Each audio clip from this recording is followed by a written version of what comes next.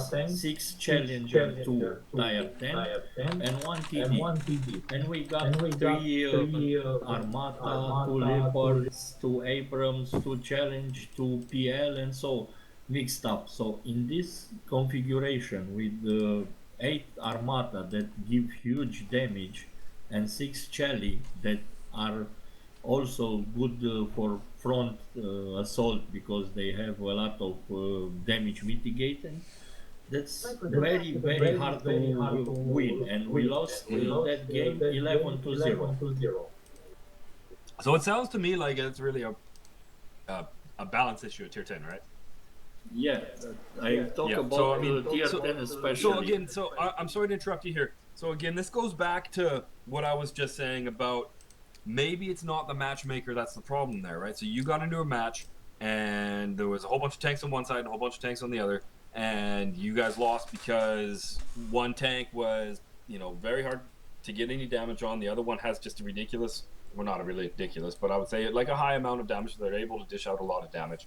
Maybe that's partially the matchmaker, in which case it could have maybe done a better job of splitting those tanks among the team so it's a little bit more balanced. But at the same time, that's also, it sounds like this issue is also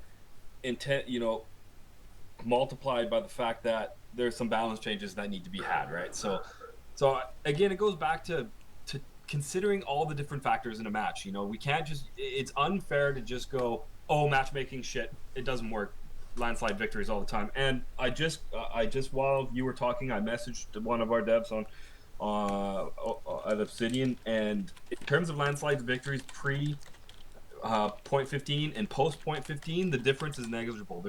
We have not seen any sort of increase or decrease on the amount of landslide victories as per our game telemetry. So just putting that into perspective, and one of the reasons why I'm quite adamant about telling you guys to consider other factors is because matchmaking has been a really, really highly discussed topic over the last little while, and and then everyone was really harping on skill, saying skill's ruining it and this and that, and then we remove skill and we haven't seen any difference, right? Or the same sort of we're getting the exact same sort of feedback from the community, and that we're still quite unhappy with the matchmaking. So it's important for everybody to remember that there are other factors that come into play in terms of how a match plays out.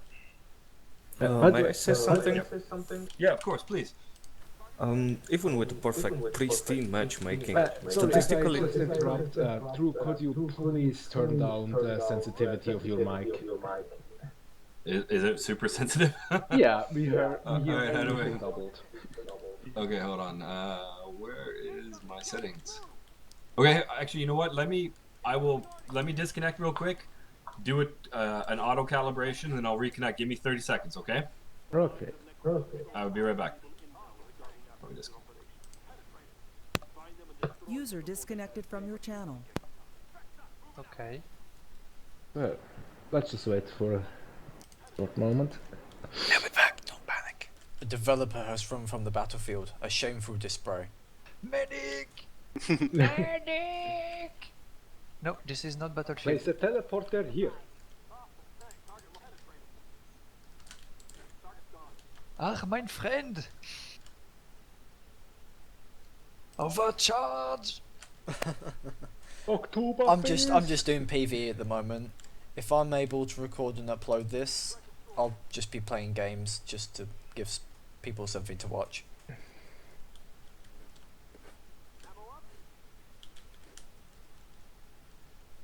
Also, the ADTU is hilarious in PvE.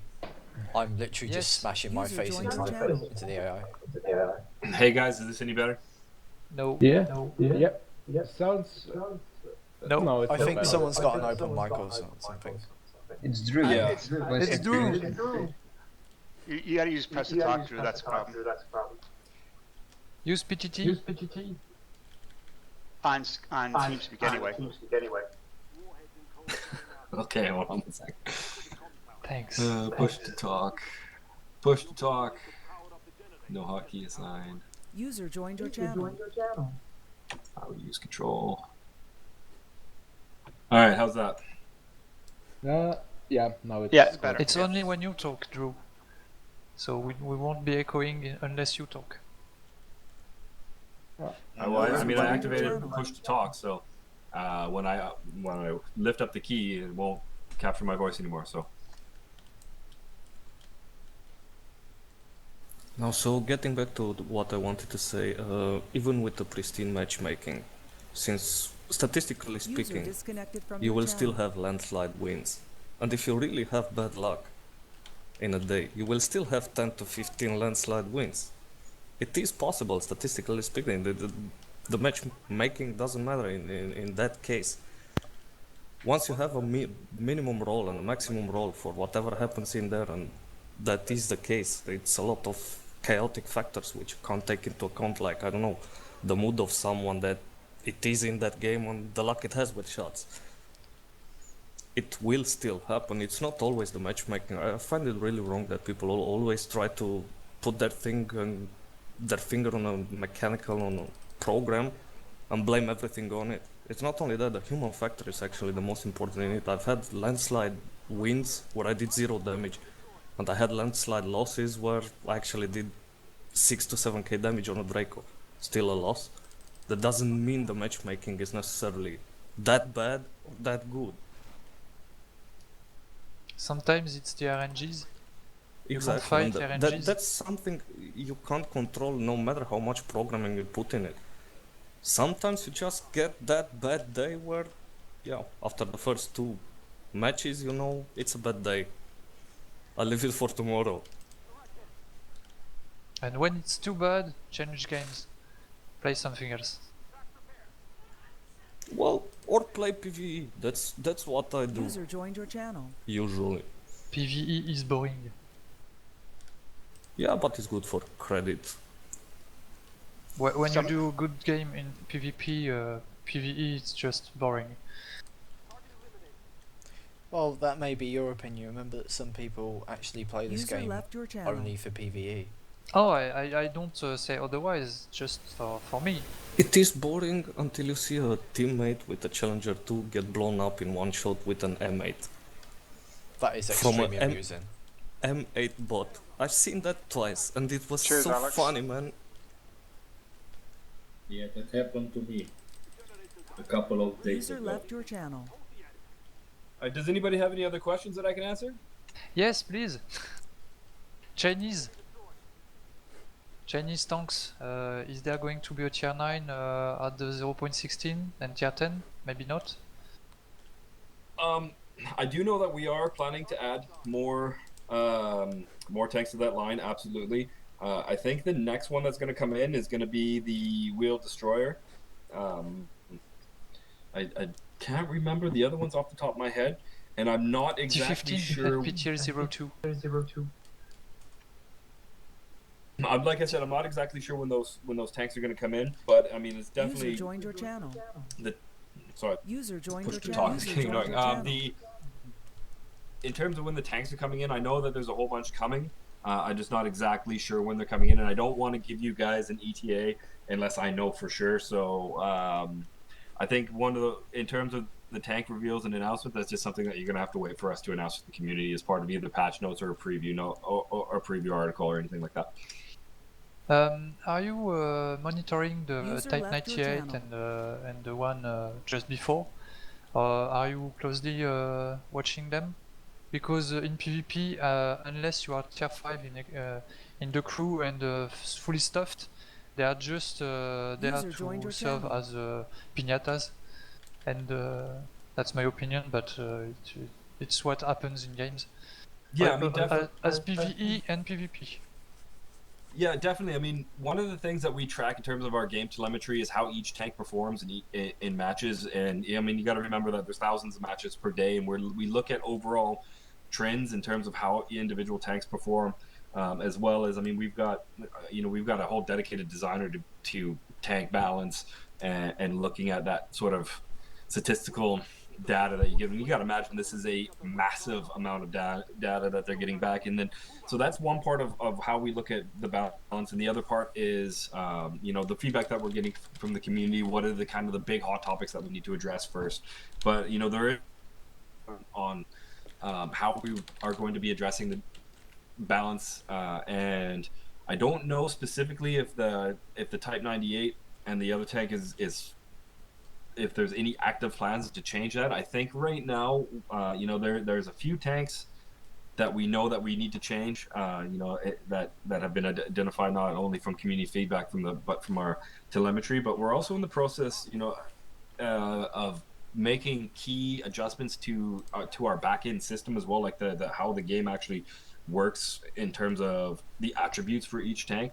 And like a good example of that is in 15 we changed reload to rate of fire, right?